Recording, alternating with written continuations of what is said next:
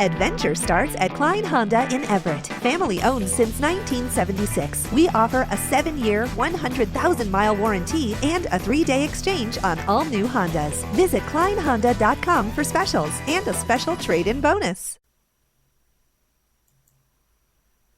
Hi, this is William Ramsey.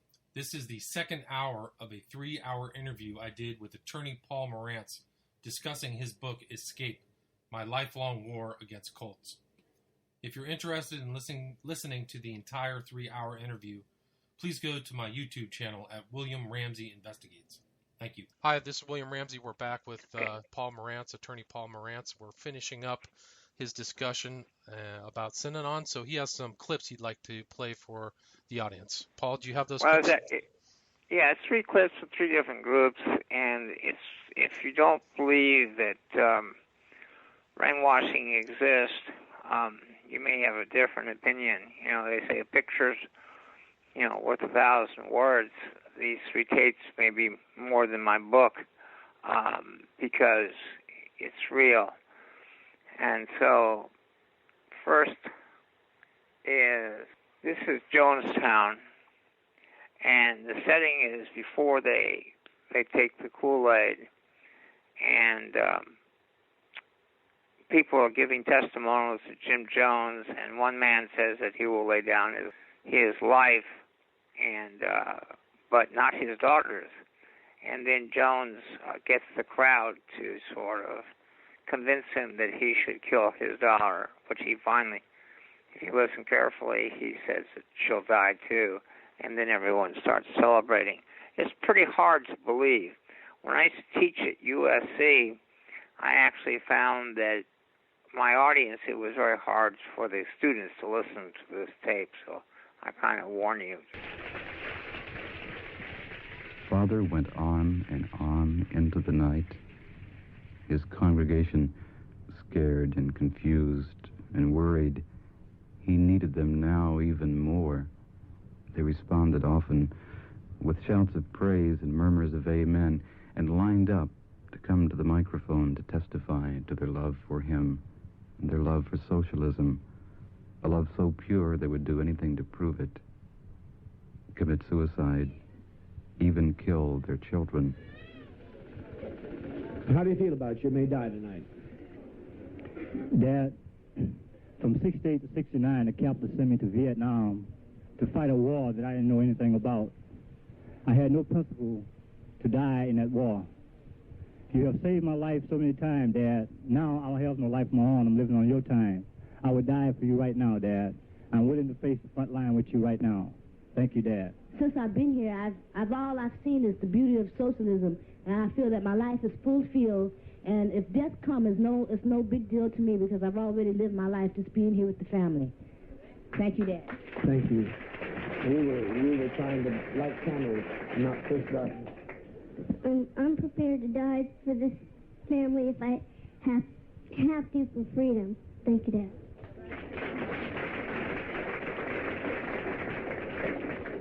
I'm also prepared to die after 44 years of not being able to contribute anything to this life or finding any point or reason for it at all, and not being well known at all. There sure would be no glory in it, but for the children here, for the freedom, as long as there's one remains on this earth that isn't free, none of us are free. And I'm prepared to give my life if need be. No, I'd give mine in the place of hers.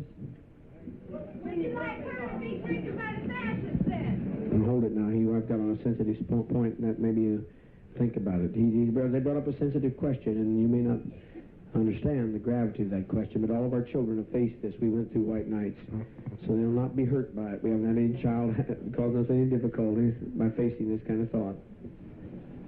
Jerry, the question would be, if the fascists were coming up the road right now, and we were going to lay down our lives and fight for it, you say you would give your life for your child's, but would you leave it for the fascists to have? What would you do in that case? If it came to that, I would have to take her life. Fine. You understand that? You understand that? Will you But she's so old, she'd fight. How old is your child? 11. And she passed the age. We fight at 11. It's under that we consider that. She would take up a cutlass and fight till she was dead. Unless it came to an overwhelming invasion, then we would gently put them to sleep, which we have, where they never know what hits them. We are already prepared for that. A people who are really loving and a father who's genuinely compassionate is prepared for all such emergencies.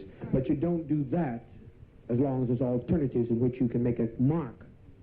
You don't do that unless there's alternatives. All alternatives are closed for you to make a mark against fascism. Yes, I think you all should die tonight if it's our turn. I'm willing, Father, to stand with you all the way, just like I always have told you 3 years ago. Everything seems and will always be the same. I'm not changing. You don't need to say. You don't need to say no more. I remember your fight. I love you, Father. I know you do. I know some of my people that others go. I felt like they're gonna hurt you. When they hurt you, they hurt me. I'll tell you the truth. I'm not gonna lie. Mm-hmm. You're the only father I have. It's the only family I have. I Sorry, give up Don. my brother. I remember you fighting. To you. I remember when you sang, I never heard him. Sing it for us right now. I'm going to sing it for you.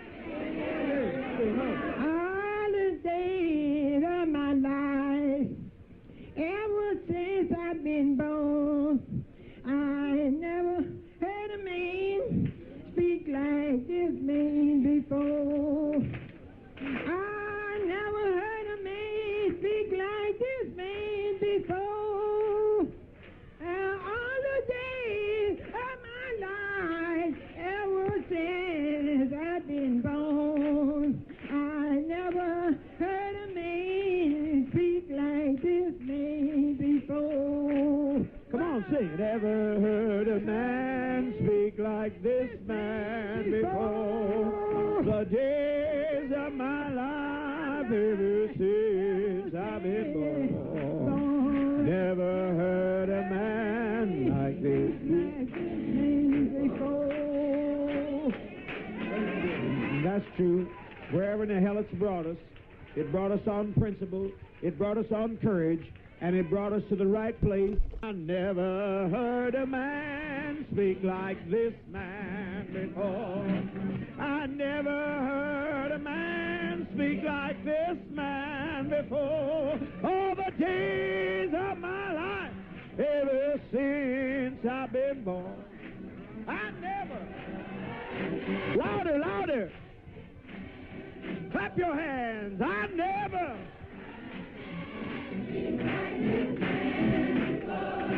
I never heard a man speak like this man before. All the days of this life, ever since I've been born, I never heard a man speak like this man before. Now make your sound move.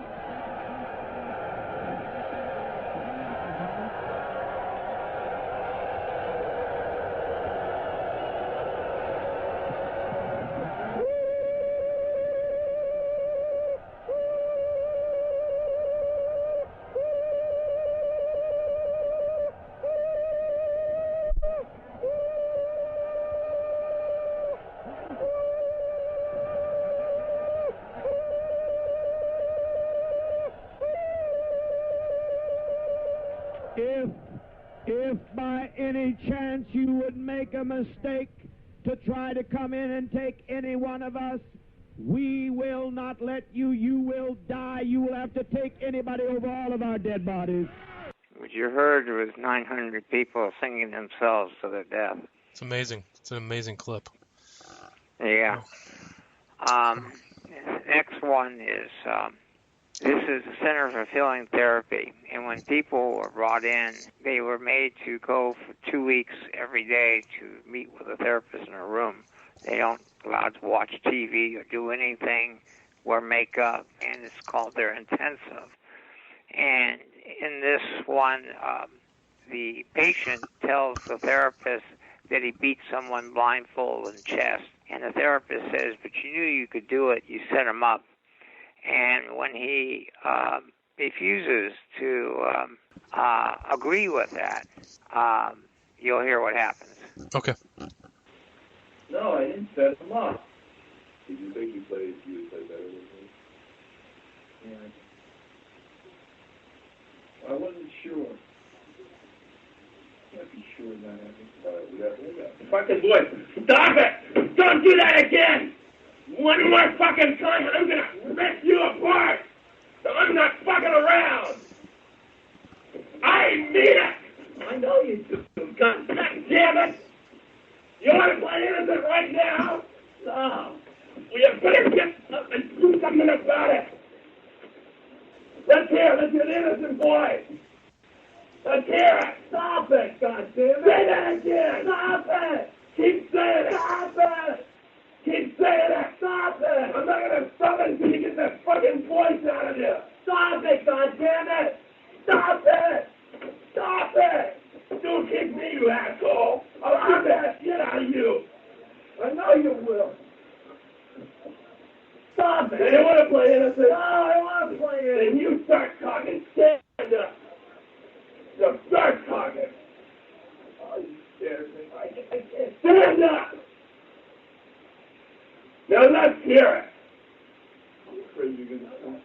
Oh, fuck. You're not afraid I'm going to kill you. Stand up.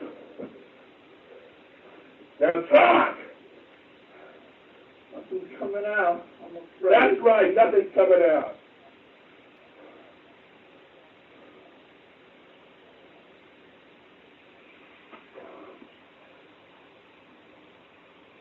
I'm afraid of this all the time you're going to do this. I do with my brother. Oh, my. There's the innocent boy. I'm afraid, goddammit! You really hit me. You really hurt me. I really hit you. I really hurt you. Because I don't take setup. Other people take setup. You set people up. If you set me up, you pay for it. You got it? Yeah, I got it. I got it. I didn't know. Now, you talk about all the setups you went through yesterday. Start with Frank. The point of it is that the key to brainwashing is to get people to confess their sins. When this guy wasn't confessing in the way that they wanted, as you could hear, he was attacked and told that he's going to get it again. And now, at the end, he starts confessing and saying what they want him to say. Gotcha. And that's a clip from the Venice Center for Feeling Therapy. Joseph Hart, who actually was teaching at USC at that time, and they actually, when they started, they were teaching at Irvine and recruited a large part of their class to join the Center for Feeling Therapy. The person that you heard attacked on that tape stayed there for 9 years, therapeutic community. Remarkable. They controlled, who they lived with, who they could have sex with. They had to get permission to break up. They were assigned jobs. It was pretty amazing. And then, now, cult of cruelty. This one here this was seized. There will be small islands. This was seized by the LA Police Department on a search warrant at Synanon, and after the attack on me. Gotcha. And Synanon, knowing they were coming, had moved tapes out, cleaned it up, and they didn't really find anything, but as one officer was leaving, he spotted 3 tapes, cassette tapes, and a rubber band that had fallen behind the cabinet. And when Swan got home, it was labeled, "Don't fuck with Synanon," the new religious posture. And this was the key evidence to convict Dietrich. Okay. So here it goes. And I keep thinking of the militant posture. Militant against don't tread on me, or something like that. And that's what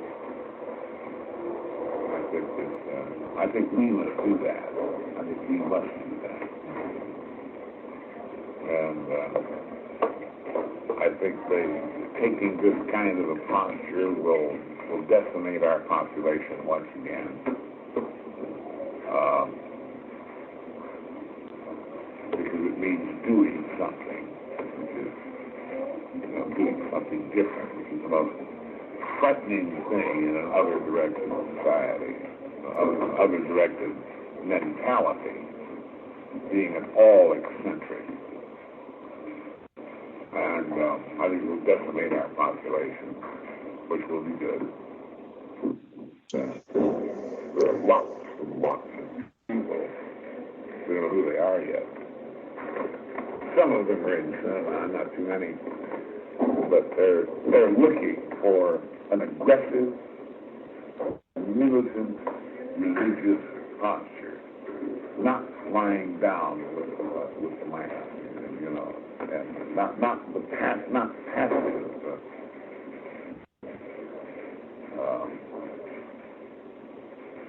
religion, not turn the other cheek religion, but that is traditional religion in the main. That does not mean that is the only religious posture. Not at all. It just happens to be to have been the convention of the one that broke down. Now, I think we're having pendulum. We'll go over to the other side, and I propose that we be in the vanguard of that movement.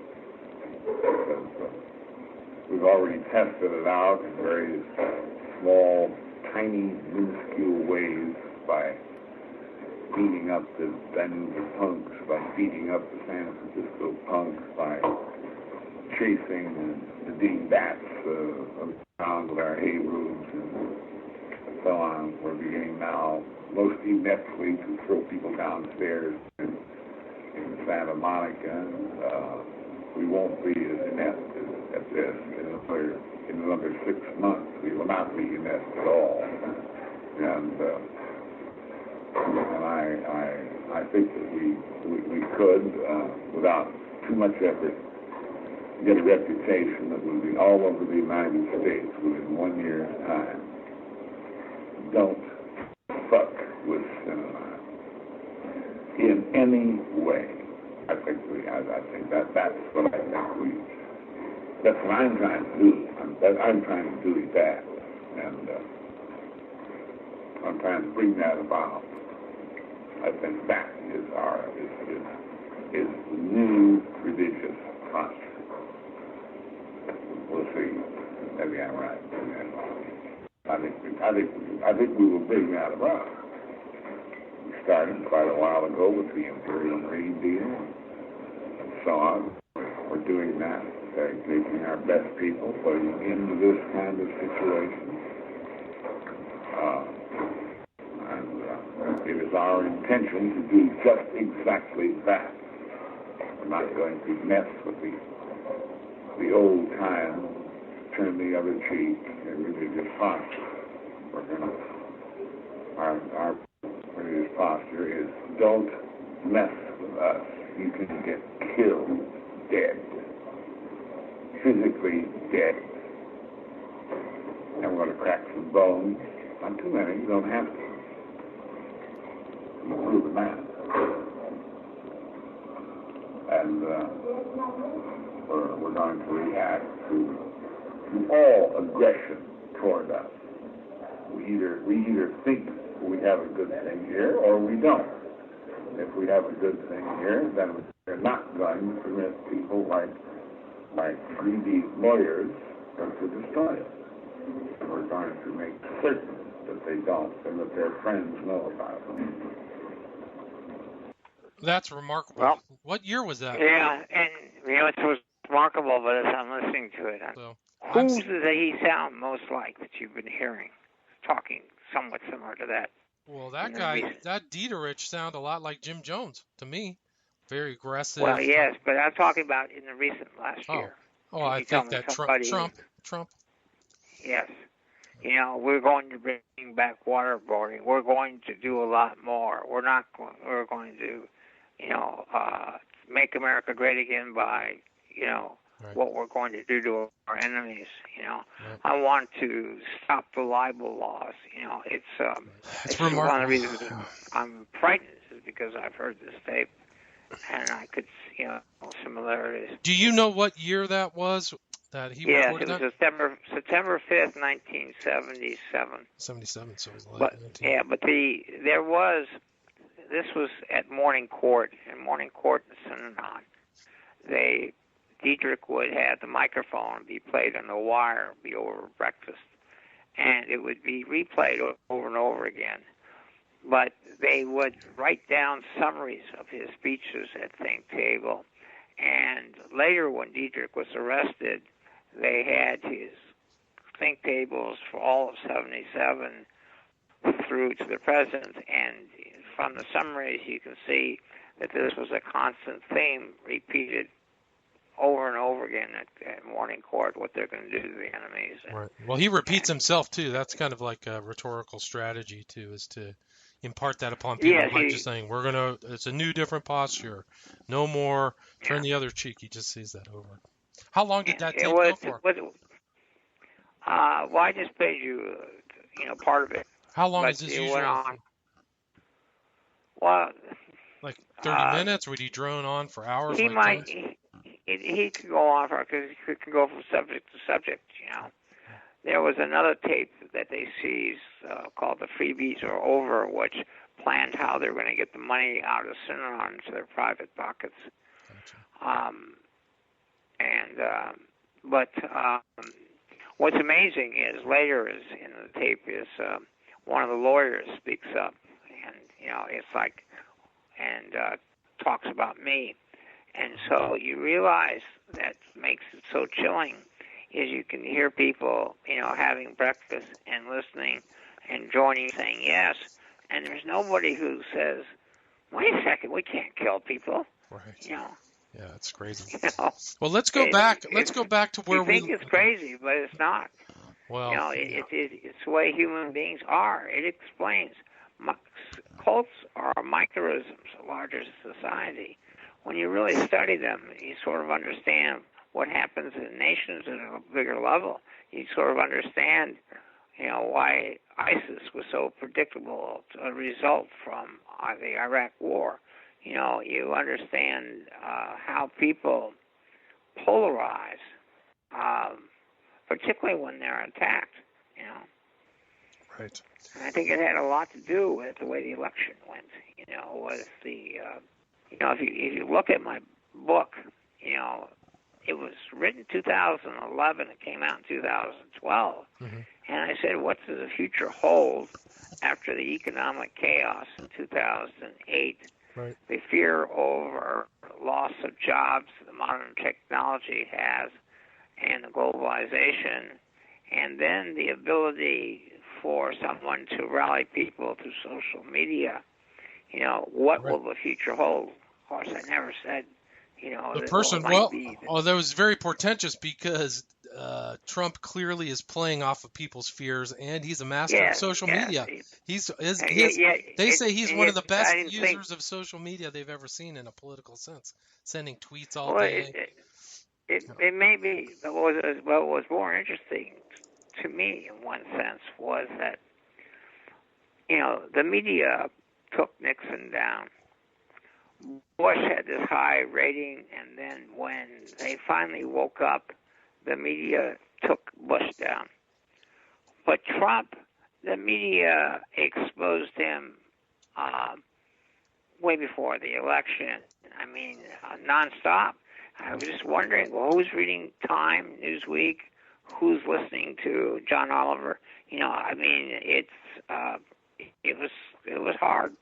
But now I sort of realize that it's what George Orwell said and Eric Hoffer, that when people are afraid and they're losing their freedoms and they're worried about themselves, they want someone who's going to bring a boot down on somebody's face. Yeah. And that's been history. In fact, actually, if you look at it, it starts before the president election. We're just not paying much attention. Greece has an election, and what sort of neo-Nazis come in and take over Greece and say we're not going to allow non-Greeks in here anymore. In Germany, that the chancellor is getting in trouble for taking in too many Muslims. In British, what they did. So there's all sorts of signs worldwide that people are turning, And of course, in Russia, when democracy was given, but without much of a plan, the starvation and the lack of support, is ring this button. Yep. And so it's not actually, if you look at it, it's not really that great of a surprise. I just didn't think. I thought the difference in the United States and elsewhere is our free media, and it's the first time I sort of seen it not protect us. Well, I think that they attacked Trump pretty viciously. In my opinion, they were after him all the time, but it didn't seem to resonate with people.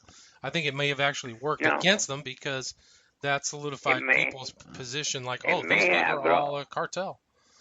But also, I think that the Democrats underestimated just how much people were fed up with the Clintons. Yeah, I think so. I mean, she was a big part of it. I don't think Hillary Clinton was. Yeah, she's not a great candidate. She's not a great. Trump is a lousy candidate. In fact, she was a lousy candidate, and what she did most of the time is drop to his level and get in a pissing fight with him. That's true. And he's much better at it than she is. Yeah. She needed to keep it like, just go on, Donald, but I'm going to talk about issues. And what my when she said are. deplorables and called them deplorables, that's when I knew she was going to be in deep trouble, because then she really alienated people against him. Half of his supporters are deplorables. Those are the people who are going to go out and vote. She just incentivized people who were on the fence to vote against her. So I think that was a big mistake. That's the sense that the Clintons were arrogant and, think that they're sort of royalty and they've been making too much money. And I think there was a lot of that, Yeah. Hi, this is William. We took a little break and returned to the subject of Synanon and Charles Dieterich. Thank you. All right, Paul Morantz, if we're back, can you please follow up where we left off and talk about the Imperial Marines and their association with Synanon? In the tape that I know is going to be played here or has been played about Dietrich, he talks about they beat up the Danuba punks and the San Francisco punks and were throwing people downstairs in Santa Monica. They had already, by 75, began to beat up people. In Santa Monica, they took them down in the basement. And the Danuba punks were some young kids who managed to make the mistake of hitting Synanon post up in Visalia. And their car went running. When they came back to get it with some friends, the car had been moved on Synanon property. And when they went on there, the doors closed and people came out with clubs and handles and hospitalized the kids. And the same thing happened in San Francisco. And things like that also happened in Santa Monica. A kid slept in a van and sitting on a parking lot, so he'd go surfing in the morning. I think he was 17 or 18. And they surrounded the van and took him out and beat him up. Later, two black couples in the same car came in looking for a parking space, and they were attacked, mercifully beaten. And Dietrich on the tape says we're going to get better at this. And so in April of 1977, 12 to 15 people are put on a list to be Imperial Marines. And in Depot Flats in Visalia, next to Synanon's airstrip, they commenced training to become Imperial Marines, being taught by an ex-sergeant in the military, and then ultimately by a Dr. Doug Robeson. And they learn about rattlesnakes, and they catch them, and they learn about Dr. Robeson tells them how the rattlesnake can kill a person. And they are taught that their mission is to protect Synanon and to go out and get the enemies. And then the Imperial Marines started doing just that. And for me, I guess it was the summer of 78, in June of 78, I got 3 kids out of Synanon. By then, Synanon had purchased $305,000, according to some reports, of weapons. You know, shotguns, 357s, high-powered scope rifles. And when I got this order to get these 3 minors out of Synanon to a grandmother, the father had left and the mother had died, so they were sort of abandoned. And then I contacted the San Francisco Police Department. I told them, there's one thing you should know. And this guy said, what's that? And I said, they've got more weapons than you do. And so 11 police cars sitting on by now at a facility in San Francisco, and we talked them to grandmother to allow a visit and talked them to bring the kids to San Francisco. And they didn't know we had the court order. And the police said, go and enforce the court order. And they said no. And the next thing, 11 police cars had surrounded them, and rifles and guns were all pointed at Synanon. And at that point, Synanon gave up the kids. And now, Synanon's aware that I've done this. Sort of struck again, you might say. Gotcha. And the other big thing is that I knew that people had to know about Synanon, and I didn't know when I was going to get a trial date. So, I tipped off the media, and the media, was following the cases, and stories were appearing about Synanon. And then in September, I win a $300,000 judgment for that woman. And I thought maybe at that point it might be over. But on September 19th, Phil Ritter, who had been trying to get his child out and also who had gone to the authorities about forced vasectomies in Synanon when Diedrich declared there was no more children. And he came home and he was attacked, hit over the head with axe handles. He would have died, but someone walked by and saw it and started screaming and stopped the attack, and they ran away. And when that happened, I knew that I was in deep trouble. There had been a bill to exempt Synanon from all licensing. I had worked to get the health department in there, not on the drug addict side of it, but on the side that they were taking in people like Frances, who was pre-psychotic and went psychotic because of her being in there, and that they don't have any license to treat, mental illness. Right. And so now Herschel Rosenthal was an assemblyman who was putting through a bill to exempt Synanon from all licensing.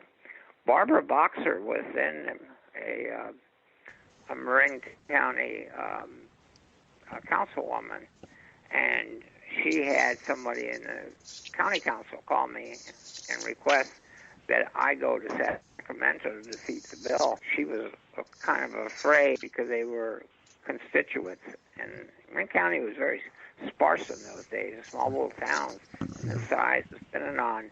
It was intimidating everyone, particularly with the beatings. Right. And so I went, and the bill got defeated in the last committee by 1 vote. So when Phil Ritter got attacked, I knew that if they would do that to Phil Ritter, I was in big trouble because they would want me. I would be enemy number 1.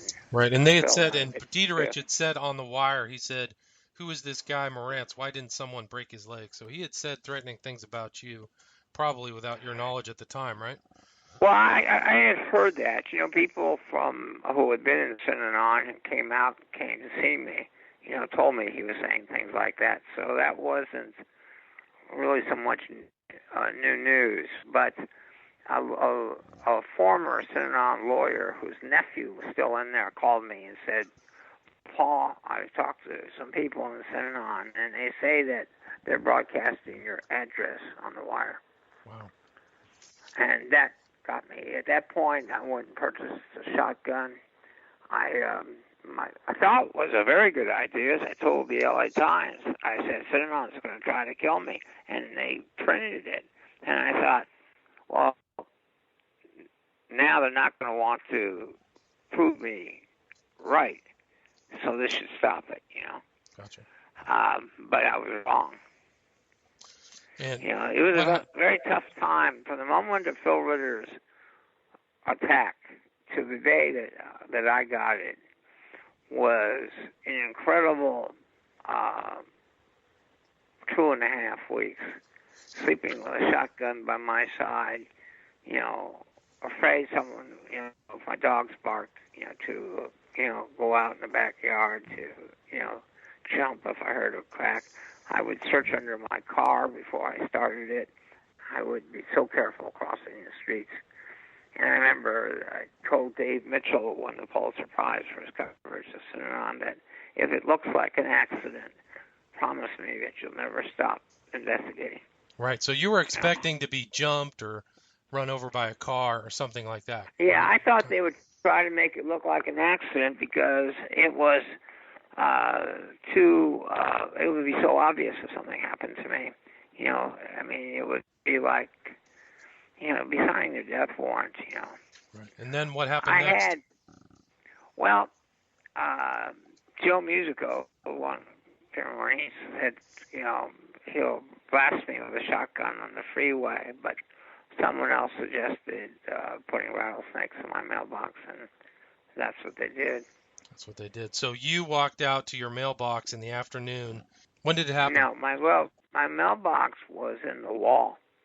I had returned from a meeting with a representative of the Governor Brown's office, Department of Justice, and it was, that's to say the Synanon was trying to kill me. And by this time, a whole list of ex-Synanon people had signed a document about beatings and what was going on and gave it to the authorities because of what they did to Phil Ritter. So now there was starting to be this, maybe there really is something here. And they're meeting with me and LAPD intelligence, which I had just helped with EST. If you read that chapter. Yeah, I did, of course. In my book. Yeah. And so the same LAPD guys that had asked me to help them with EST, believed me, and they were there and had this meeting. And I came home from it and was tired. The World Series was coming on, and I just wanted to not think about it for a little bit. And I put my books down in the kitchen, and a few short steps in the wall is the mailbox in the wall. There's an outside, you open the lid, and in the inside of the house, you open the lid like a slanted shoebox, and the snake was coiled in there. Unfortunately for me, I was kind of vain in those days, and I didn't want to wear glasses.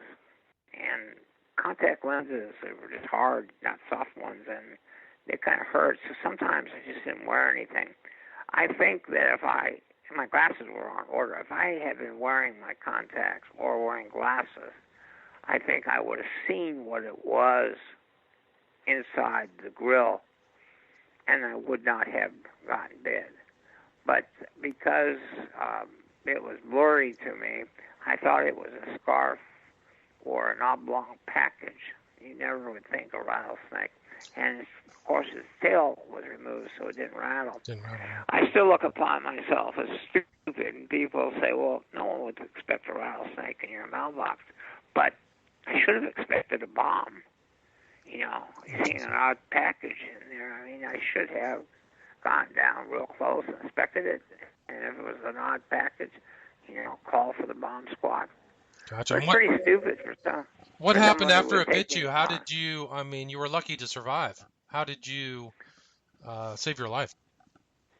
Well, the first thing is when I came home, my border collies, Tommy and Devin, would greet me at the door, and then they would go out and play in the front yard, so I'd leave the front door open, and in about 20 minutes they'd come back, and then I'd close it.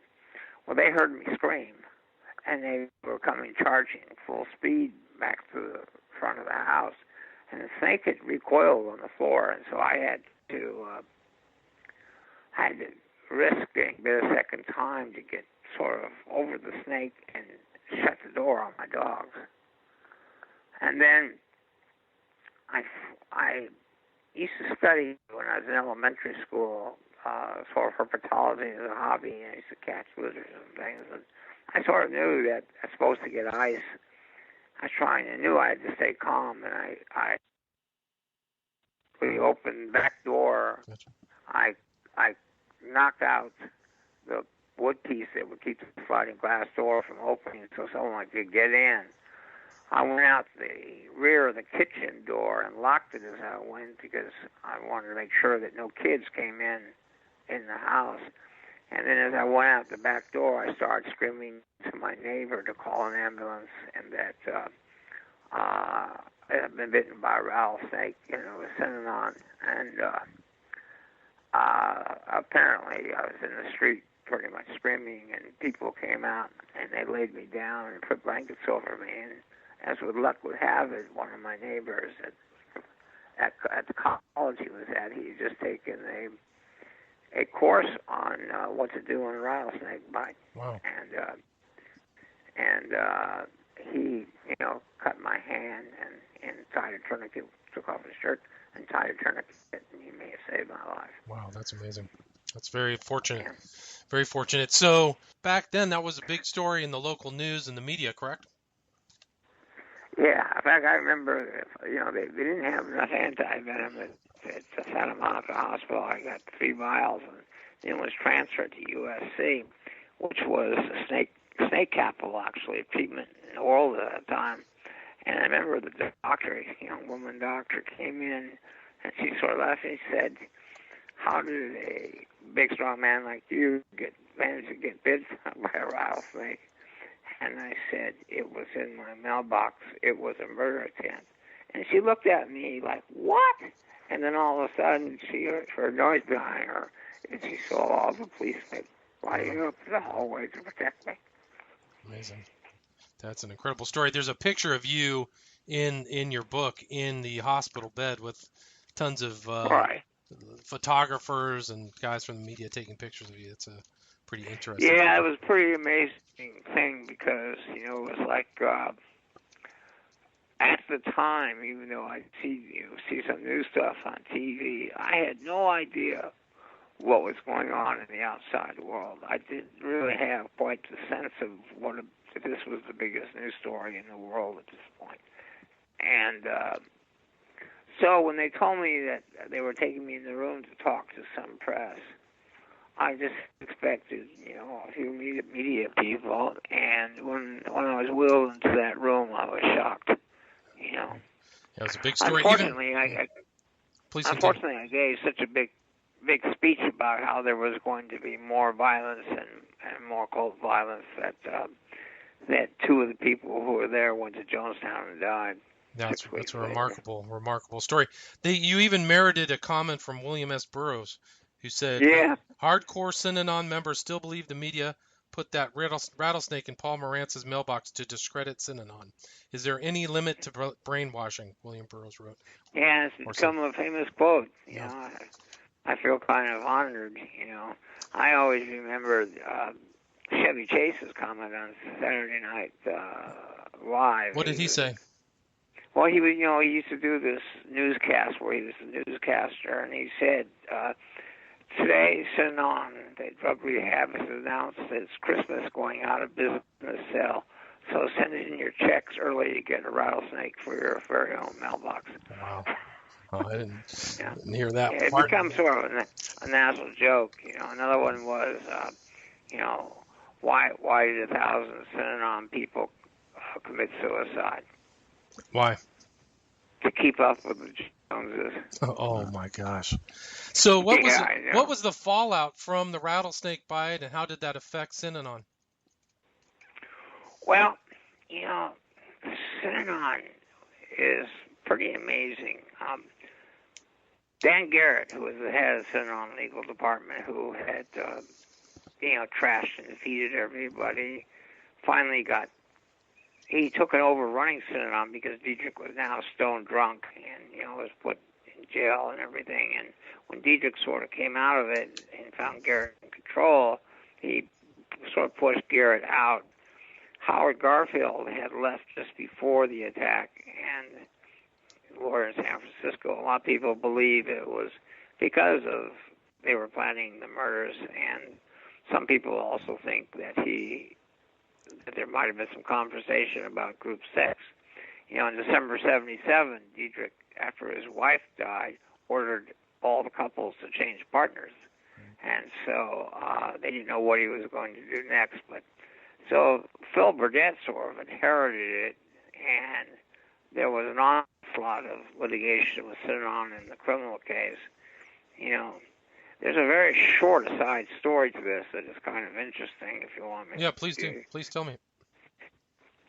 In 1975, I think it was, they opened the Federal Public Defender's Office in Los Angeles. They didn't have one until then. They only had the State Public Defender.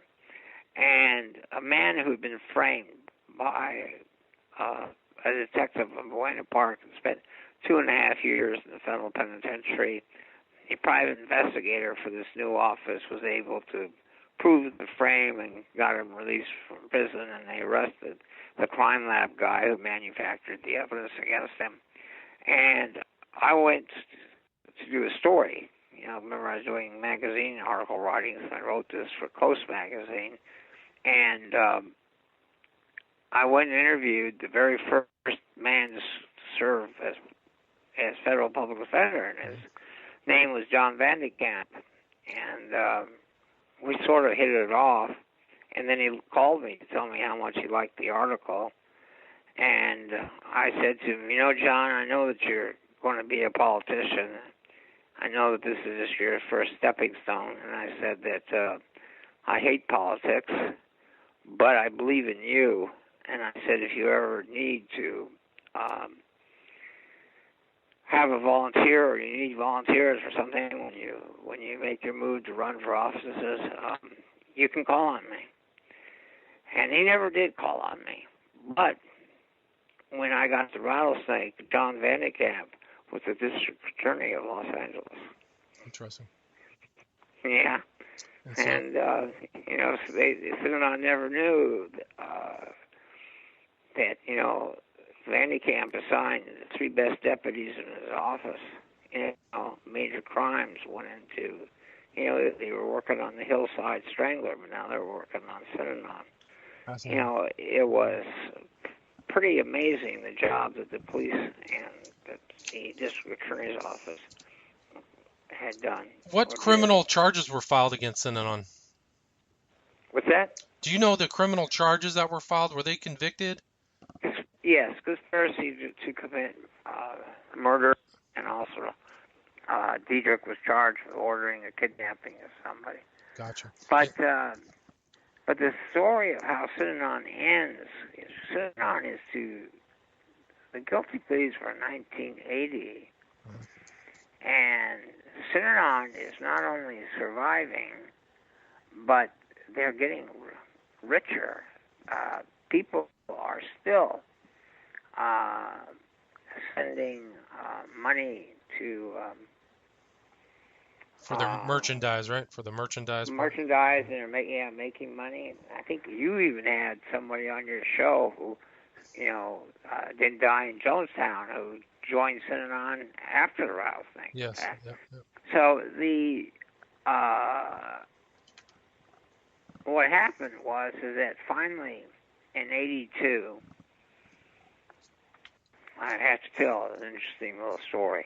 I'm sorry it goes back, but it's worth it. No, do it. No, your stories are fantastic. In 1978, Peter Bourne is the sort of drug czar and consultant of President Carter, and very good friends with his sister, who, if you know, was sort of into the self-help stars. And she was like a new ager, right? Yeah. She invited Werner Erhard to come to, you know, to the White House, and she, you know, also through Bourne opened invitations to Synanon. So Synanon goes to Washington D.C. and puts a down payment to buy the Boston house, and the Boston House, this is in summer, around, July of 78. Mm-hmm. The Boston House is going to be the embassy to the White House. And Synanon then first tries to buy out the tenants to leave, and then starts using terrorism and physical threats on the other ones to get rid of them. One of the people that did that, too, was an aide to Adlai Stevenson. That he went to the media. NBC had done a segment 3 on Synanon, and so now the media is hanging outside the Boston House. Dietrich and Garfield come out, and Dietrich goes after a photographer with a cane, I think, and arrest warrant goes out for Dietrich and Garfield. And at that point, Synanon, they all flee. In fact, they go to Italy. And it was there in Italy that Dietrich began drinking again. Right. He was like off for 17 years or something, right? Yeah. And a lot of people think that that's where he gave the orders on Ritter and me. But in Synanon, they started drinking. So, but that was in your... yeah. Okay, so now Synanon sues the owner of the Boston House, Bernstein, to get their security deposit back, saying that he didn't tell them the truth about zoning laws and that they were having problems. And he says, I'm not giving deposit. And he files a cross-complaint against Synanon saying, you didn't tell us that you're a terrorist organization and you terrorized my tenants and drove them out. And he wants money. Now, that becomes very important. And the reason is, now 1982, the IRS finally says, you got to pay taxes, retroactively the last 3 years. And Synanon files a lawsuit to challenge that. And at that point, I get a phone call from the Department of Justice, 2 lawyers, Tom Lawler and Frank Hurst, who were really, truly great lawyers. And they called me, but they didn't know anything about Synanon. I remember they told me later, I actually didn't remember it, they said that when they called me, and they said who they were from the United States Department of Justice, they said I responded, "Where in the fuck have you guys been?"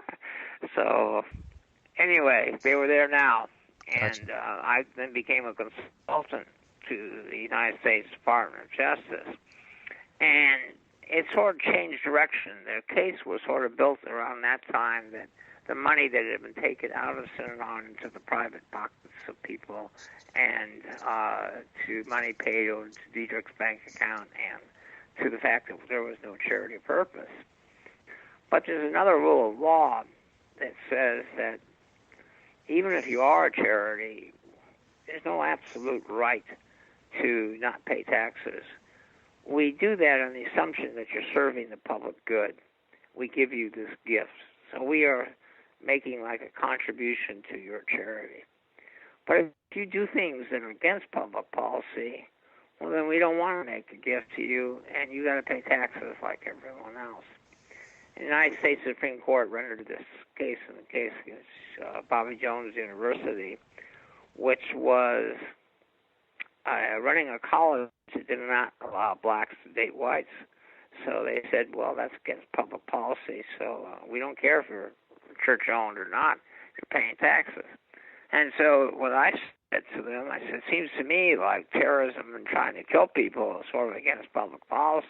Right, good point. And by that time, we had the mass of documents of Synanon, which is another story if you want to hear how they were obtained. They were actually obtained by lawyers for ABC. That said, beat them up, we're going to go out and get the enemies, knock their teeth out, all these documents. Synanon kept records on all their beatings, on everything they did. I was able to identify from documents, I think, 87 or 88 beatings. And that part of my book that you read gave details on the beatings were largely from Synanon documents. Interesting. That and police reports. And so, since we had all this in writing, and the tape that that I've had you listen to, was you can make a summary judgment motion. There's no issue that Synanon committed acts of terrorism and beatings, and therefore it's against public policy. They have to be taxed and their cases thrown out on a summary judgment motion. So they made that motion, and Synanon is filing its opposition. And while that's going on, in that case against Bernstein, the one in Washington, D.C., right, over the Brown House, they hold a hearing in which former Synanon members get on the stand and testify that after Diedrich was arrested for conspiracy to murder me, there started an operation in Synanon to destroy all the tapes and get them out and hide them, and to erase references to their existence in their computer system.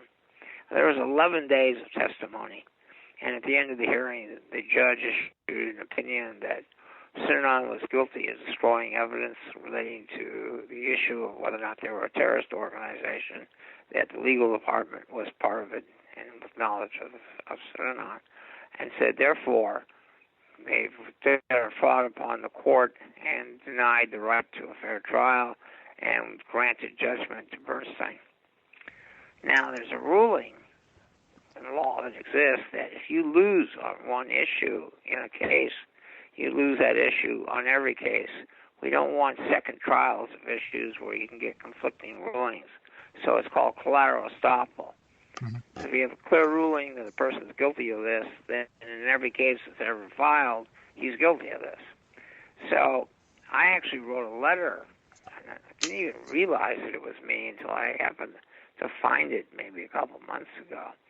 I wrote a letter to the Department of Justice that basically said, it was giving them advice, suggestions on the summary judgment motion, draft of it. But I said, because of the Bernstein ruling, couldn't we argue that it's against public policy merely for a charity to destroy evidence as to whether or not they're doing a charitable purposes or not, and that you don't have to even reach the issue of whether or not Synanon committed the violence. The fact that they destroyed the evidence relating to the issue in and of itself would be a violation of public policy. And they filed a second summary judgment motion on that issue, and when signed to the same judge, believe it or not, had the Nixon tapes before him. He must have thought it was a big deja vu. And he granted on that theory. He said that I've been asked to rule as a matter of law Synanon was a terrorist violent organization, and he says, and there is the evidence for me to do that, but it's not necessary because Synanon destroyed evidence intentionally relating to that issue and has lied to the court, about it. The IRS wins. Hi, this is William Ramsey. That was the second hour of a 3-hour interview with attorney Paul Morantz, author of Escape, My Lifelong War Against Cults. His book can be found on Amazon and at his website, www.paulmorantz.com, PaulMorantz.com. The entire 3-hour interview can be heard at my YouTube channel, William Ramsey Investigates. Thanks.